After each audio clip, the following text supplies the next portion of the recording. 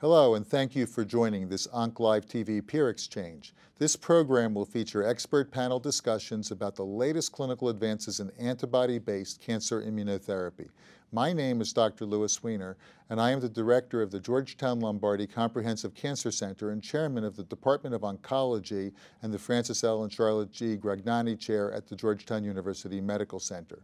Participating today on our distinguished panel are Robert Dreiser, who is director of the GU Medical Oncology and professor of medicine at the Taussig Cancer Institute of the Cleveland Clinic, Omid Hamid, who is chief of translational research immunotherapy and director of the melanoma program at the Angeles Clinic and Research Institute, and Dr. Roy Herbst, who is the Ensign Professor of Medicine, Professor of Pharmacology, Chief of Medical Oncology, Director of Thoracic Oncology Research, and also the Associate Director for Translational Research at the Yale Comprehensive Cancer Center at the Yale University School of Medicine. Also joining us today is Dr. Mark Sosinski, who's Professor of Medicine and the Thoracic Surgery Director at Lung Cancer Section, the Division of Hematology Oncology, and is Clinical Associate Director of the Lung Spore and Co-Director of the University of Pittsburgh Medical Center Lung Cancer Center of Excellence and Co-Director of the Lung and Thoracic Malignancies Program at the University of Pittsburgh Medical Center Cancer Pavilion. We'll also hear commentary from Dr. Brian Rini, Professor of Medicine at the Cleveland Clinic Lerner College of Medicine at Case Western Reserve University in Cleveland, Ohio, and Dr. Nicholas J. Vogelsang, genitourinary medical oncologist at the Comprehensive Cancer Center of Nevada.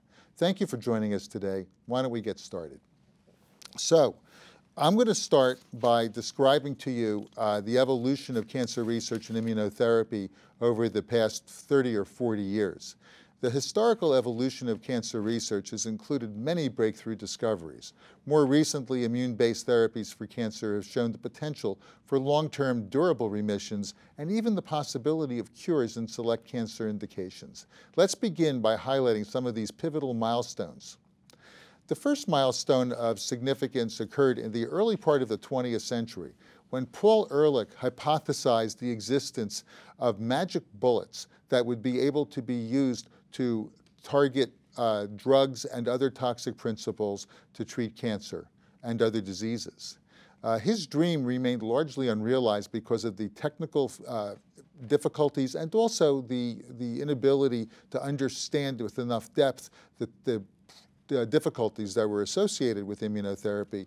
But then in 1976, interleukin-2, a T-cell growth factor, was a truly seminal discovery that stimulated extensive studies of the cellular immune reaction to experimental and human cancers. In 1985, interleukin-2 therapy was initiated and was demonstrated to be an effective cancer immunotherapy in some patients. And in 1992, high-dose interleukin-2 therapy was approved for the treatment of metastatic kidney cancer. The field of monoclonal antibody therapy, stimulated by the original hypotheses of Dr. Ehrlich, gradually matured, stimulated by the seminal development of hybridoma technology in the mid-1970s by Milstein and Kohler. And in 1997, this culminated in the approval of rituximab as a treatment for B-cell malignancies. And this truly energized the field of monoclonal antibody therapy. In 1998, interleukin-2 was also approved for the treatment of metastatic melanoma, extending the indication for this particular agent. In 2010, Sipuleucel-T, the first dendritic cell-related vaccine strategy, received FDA approval for the treatment of metastatic castrate-resistant prostate cancer based on the results of the IMPACT immunotherapy prostate adenocarcinoma treatment trial, in which improved overall survival by about 4 months was noted, and with a reduction of the risk of death by about 22% as compared with placebo therapy.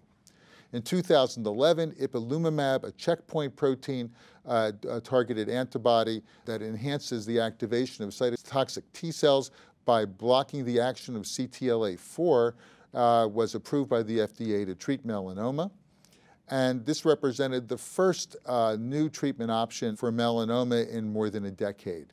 And there was a clear survival advantage for some patients, and importantly, in some cases, these benefits were really quite prolonged for patients.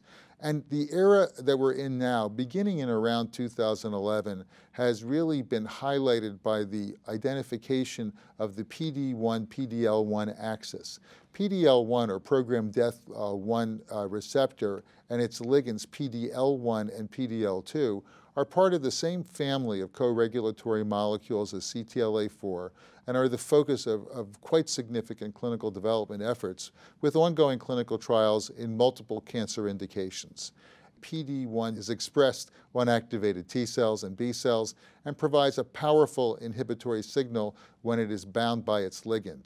Antibodies that block the PD-1 checkpoint may reactivate T cells by blocking antigen-presenting cell inhibition of T cells or by stopping tumor cells, which often overexpress PD-1 ligands, from inactivating T cells in the tumor microenvironment. Let's now review the impact of these milestones in the evolution of cancer research and the heightened focus on antibody-based immunotherapy. So now we're going to discuss cancer immunotherapy and the targeting of PD-L1 and PD-1 pathways. Cancer cells have the potential to exploit PD-1 pathway, creating an immunosuppressive microenvironment. Preclinical confirmation of the pivotal role of the PD-1 pathway in immunosuppression provided the clinical rationale for development of monoclonal antibodies to target PD-1, PD-L1 pathway and multiple drug candidates, and these are now in clinical trials in several important cancer indications. So there are a number of PD-1 and PD-L1 drug candidates in clinical development. These include anti-PD-1 targeting agents such as nivolumab from Bristol Myers Squibb, a fully human IgG4 monoclonal antibody that is being developed in multiple cancers. MK-3475, developed by Merck, is a humanized IgG4 monoclonal antibody also being developed in multiple cancers. Pitolizumab from CureTech is a humanized IgG1 monoclonal antibody being developed in malignant melanoma and glioblastoma multiforme. AMP-224 from Amplimmune is a B7-DC IgG1 fusion protein currently in phase 1 studies.